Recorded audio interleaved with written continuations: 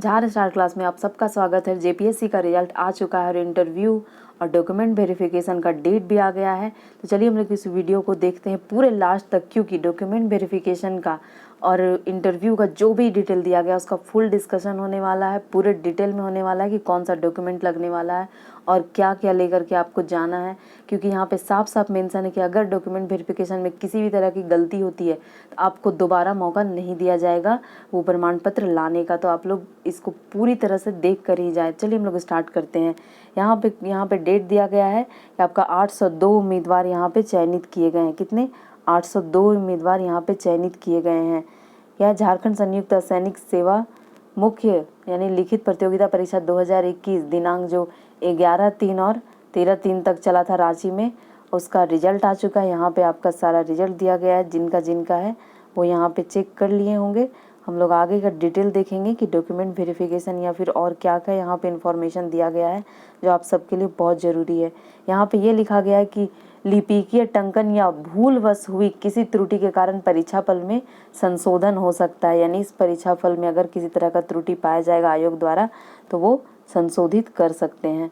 अब हम लोग देख लेते हैं यहाँ पे और क्या है। उपयुक्त सफल उम्मीदवारों का अभिलेख सत्यापन यानी कि डॉक्यूमेंट वेरिफिकेशन 8/5/2022 से शुरू होगा, 15/5/2022 तक चलेगा। और जो इंटरव्यू है वो 9/5/2022 से 16/5/2022 तक किया जाएगा। यानी कि जिनका डॉक्यूमेंट वेरिफिकेशन 8 तारीख को होगा उनका इंटरव्यू 9 तारीख को होगा। ऐसा ही यहाँ पे देखने में लग रहा है। चलिए हम लोग स्टार्ट करते हैं। आगे क्या है लिखा हुआ यहाँ पे कि शैक्षणिक योग्यता संबंधी मूल प्रमाण पत्र एवं आरक्षण का दावा करने वाले उम्मीदवारों को उनकी अभिलेख सत्यापन की तिथि को सक्षम प्राधिकार द्वारा निर्गत संबंधित मूल प्रमाण पत्र अनिवार्य रूप से प्रस्तुत करना। यानी कि जो भी वहाँ पे शैक्षणिक योग्यता आप जो फॉर्म भरते समय भरे थे और जो भी आपने दावा किया था आरक्षण का, उसका मूल प्रमाण पत्र अनिवार्य रूप से वहाँ पे प्रस्तुत करना होगा। ओरिजिनल सर्टिफिकेट लिखा है। उक्त मूल प्रमाण पत्र प्रस्तुत करने के लिए उन्हें कोई अतिरिक्त समय नहीं दिया जाएगा। ये बहुत इंपॉर्टेंट है कि अगर किसी तरह की वहाँ पे आप नहीं कर पाते हैं तो आपको दूसरा समय नहीं दिया जाएगा। यहाँ पे यही लिखा है कि कोई अतिरिक्त समय नहीं दिया जाएगा। एवं उक्त प्रमाण पत्रों की अनुबद्धता की स्थिति में आयोग वैसे उम्मीदवारों की पात्रता के संबंध में यथा समय समुचित निर्णय लेने के लिए स्वतंत्र है। यानी कि जो आयोग है वो उस बारे में पूरी तरह से निर्णय लेने के लिए स्वतंत्र है यदि अगर आपका डॉक्यूमेंट में किसी तरह की कमी होती है।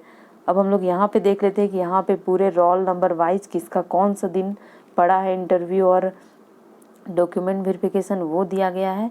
ये आप अपना देख लें। हम लोग आगे इस डॉक्यूमेंट वेरिफिकेशन से रिलेटेड जो भी आगे दिया गया है हम लोग उसको देखेंगे कि क्या क्या ले करके जाना है, कौन कौन सा डॉक्यूमेंट लगने वाला है, किसके साथ क्या टर्म एंड कंडीशन लगाए गए हैं जो आपको फुलफिल करना है। उपयुक्त सभी उम्मीदवारों के अभिलेख सत्यापन साक्षात्कार पत्र यानी कि इंटरव्यू और डॉक्यूमेंट वेरिफिकेशन दिनांक 2/5/2022 के आयोग के वेबसाइट पर यानी कि आपका जो एडमिट कार्ड होगा, ये एडमिट कार्ड वो आपका आयोग पे उपलब्ध करा दिया जाएगा। और जिसे उम्मीदवार अपना अनुक्रमांक पत्र एवं जन्म तिथि डालकर डाउनलोड कर सकते हैं। अभिलेख सत्यापन साक्षात्कार पत्र डाक द्वारा नहीं भेजा जाएगा, यानी आपको ऑनलाइन ही से निकलवाना है। अभिलेख सत्यापन के दिन उम्मीदवारों को विज्ञापन में उल्लेखित अपनी योग्यता संबंधी निम्नांकित मूल ओरिजिनल यानी कि जो निम्न में लिखा गया है उसका ओरिजिनल प्रमाण पत्र सत्यापन हेतु प्रस्तुत करना अनिवार्य होगा एवं इस संबंधी 2 स्व भी प्रमाणित छाया प्रति के साथ भी आना अनिवार्य। यानी कि आप जो भी यहाँ पे लग रहा है आपका डॉक्यूमेंट उसका 2 फोटोकॉपी भी लेके जाएं और उसका ओरिजिनल कॉपी भी जरूर लेके जाएं। अब हम लोग आगे देखते हैं क्या क्या लग रहा है। जन्म तिथि के साथ हेतु मैट्रिक उत्तीर्णता का प्रमाण पत्र एवं अंक पत्र यानी कि ओरिजिनल 10th का ओरिजिनल सर्टिफिकेट और उसके साथ मार्कशीट। स्नातक डिग्री का प्रमाण पत्र यानी कि आप ग्रेजुएशन का ओरिजिनल सर्टिफिकेट और अंक प्रमाण पत्र। अब हम लोग देख लेते हैं यहाँ क्या है। झारखंड राज्य के अनुसूचित जनजाति और जाति के उम्मीदवारों का आरक्षण का लाभ हेतु कार्मिक प्रशासनिक सुधार तथा राजभाषा विभाग झारखंड के पत्रांक संख्या इतना दिनांक 25/2/2019 द्वारा निर्धारित विहित पत्र 4 में, यानी कि यहाँ पे जो पत्र संख्या ये आपका फॉर्म भरते समय भी फुल डिटेल दिया गया होगा, आप अपना सर्टिफिकेट बनवाए होंगे, में सक्षम प्राधिकार द्वारा निर्गत जाति प्रमाण पत्र लाना अनिवार्य है। इसके अतिरिक्त कार्मिक प्रशासनिक सुधार तथा राजभाषा विभाग द्वारा अगर आपका 25/2/2019 से पहले का है तो अनुमंडल पदाधिकारी उपायुक्त द्वारा पूर्व में निर्धारित प्रक्रिया के अनुसार तत्समय प्रभावी प्रपत्र में निर्गत जाति प्रमाण पत्र भी मान्य होंगे। अब हम लोग देख लेते हैं अगला, ये अत्यंत पिछड़ा वर्ग और पिछड़ा वर्ग के बारे में, यानी कि BC1 BC2 के उम्मीदवारों के लिए है कि इनका क्या होगा। इनका है सो आपका देखिए यहाँ पे आप लोगों को समझना बहुत ज़रूरी है कि दिनांक 25/2/2019 द्वारा निर्धारित विहित प्रपत्र 6 के साथ, यानी कि आपको विहित प्रपत्र 6 के साथ प्रपत्र 11 क्रीमी लेयर रहित में झारखंड राज्य के समक्ष प्राधिकर द्वारा निर्गत जाति प्रमाण पत्र लाना अनिवार्य है। इसके अतिरिक्त कार्मिक प्रशासनिक सुधार तथा राजभाषा विभाग झारखंड के परिपत्र संख्या इतना की 25/2/2019 की गंडिका 8.2 में वर्णित प्रावधानों के अनुसार झारखंड सरकार में नियोजन हेतु आरक्षण का लाभ प्राप्त करने के लिए अत्यंत पिछड़ा वर्ग एवं पिछड़ा वर्ग को क्रीमी लेयर रहित प्रमाण पत्र की वैधता अगले आदेश तक की होगी, किंतु क्रीमी लेयर में नहीं होने संबंधी अद्यतन स्वघोषणा पत्र, यानी कि अगर क्रीमी लेयर में आप नहीं हैं तो आपको अद्यतन स्वघोषणा पत्र फॉर्म नंबर 15 संलग्न करने पर ही विगत वित्तीय वर्ष अथवा उसके पूर्व निर्गत क्रीमी लेयर रहित प्रमाण पत्र मान्य होंगे, यानी कि आपको ये स्वघोषणा पत्र भी बनवाना पड़ेगा। ये सबके लिए नहीं है, वो उनके लिए है जो क्रीमी लेयर में नहीं आते हैं। अब हम लोग देख लेते हैं 6 नंबर में क्या है।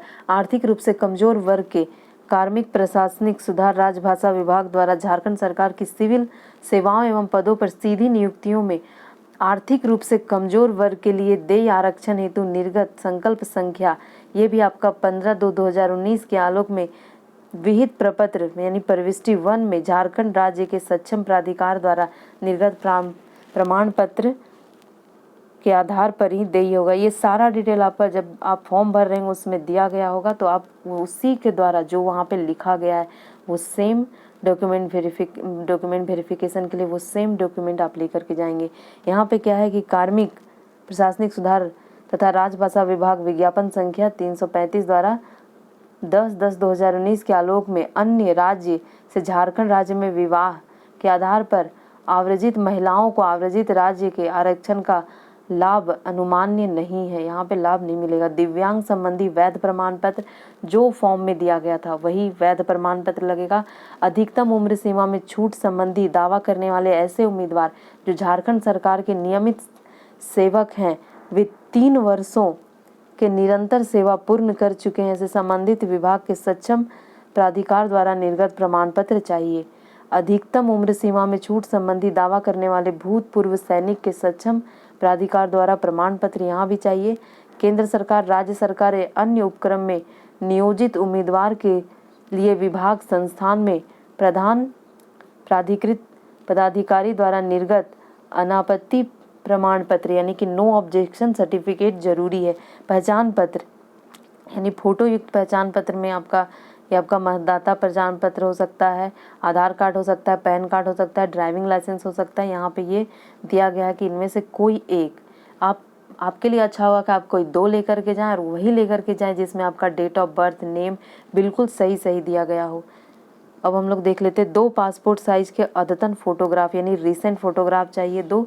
यदि कोई उम्मीदवार अभिलेखन सत्यापन के दिन उपरोक्त वर्णित सभी मूल प्रमाण पत्र सत्यापन हेतु प्रस्तुत नहीं करता है, यानी कि ओरिजिनल कॉपी अगर प्रस्तुत नहीं करता है और इसके लिए उन्हें कोई भी अतिरिक्त समय नहीं दिया जाएगा। ये बहुत इंपॉर्टेंट है क्योंकि आपको दोबारा वही मतलब जो भी डॉक्यूमेंट की कमी आप अगर करते हैं तो आपको वहाँ पे दोबारा समय नहीं दिया जाएगा। उसके लिए आयोग क्या करेंगे वो खुद निर्णय करेंगे। आयोग योग्यता संबंधी प्रमाण पत्र वही मान्य होंगे जिसका उल्लेख उम्मीदवार ने अपने मूल आवेदन पत्र में किया है। यानी कि आपने फॉर्म भरते समय जो भी आपने अपना योग्यता डाला है उसका सिर्फ वही वाला योग्यता का आपका प्रमाण पत्र चाहिए। यानी कि आपने अगर वहाँ ग्रेजुएशन तक डाला है तो आपको ग्रेजुएशन तक का ही, आपने जो डाला है उसी का ओरिजिनल प्रमाण पत्र लेकर के जाएंगे। जहाँ पे आपका अगर 10th है तो उसका ओरिजिनल, और ग्रेजुएशन है तो उसका ओरिजिनल और उसका मार्कशीट के ज़रूर लेकर के जाएंगे, और उसका 2 फोटो कॉपी।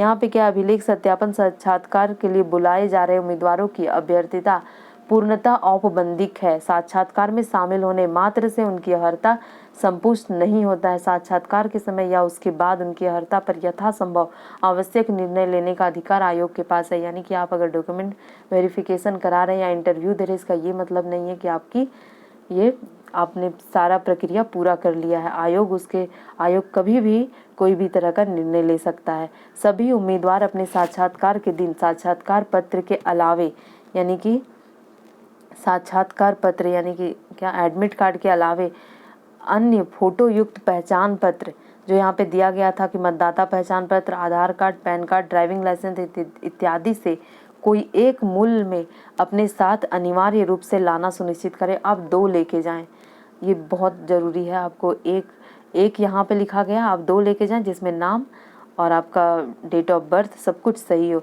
संबंधित उम्मीदवार उक्त साक्षात्कार कार्यक्रमानुसार आयोग कार्यालय में निर्धारित तिथि को साक्षात्कार हेतु निर्धारित समय से 1 घंटा पूर्व पहुंचे। यानी कि आप लोग 1 घंटा पहले पहुंचे और साक्षात्कार हेतु आमंत्रित उम्मीदवारों को मोबाइल फ़ोन या किसी प्रकार के इलेक्ट्रॉनिक गैजेट तथा ब्लूटूथ, वाईफाई, इलेक्ट्रॉनिक पेन इत्यादि आयोग परिसर में लाना वर्जित है। कोरोना संक्रमण यानी कोविड-19 के लिए सरकार द्वारा जारी किए गए अद्यतन SOP का अनुपालन करना सुनिश्चित करें। आई होप दोस्तों आपको बहुत ही कुछ भी इस वीडियो से हेल्प हुआ होगा, तो प्लीज़ लाइक करें और अपने उन दोस्तों से शेयर करें जिनका डॉक्यूमेंट वेरिफिकेशन है, क्योंकि एक एक चीज़ बहुत इंपॉर्टेंट। आप खुद से एक बार इसे ज़रूर पढ़ के देखें, क्योंकि ये आपको बहुत बड़ा अपॉर्चुनिटी मिला है। इसमें आप अपनी तरफ से कोई भी गलती नहीं कर सकते हैं। आप सबका बहुत बहुत धन्यवाद।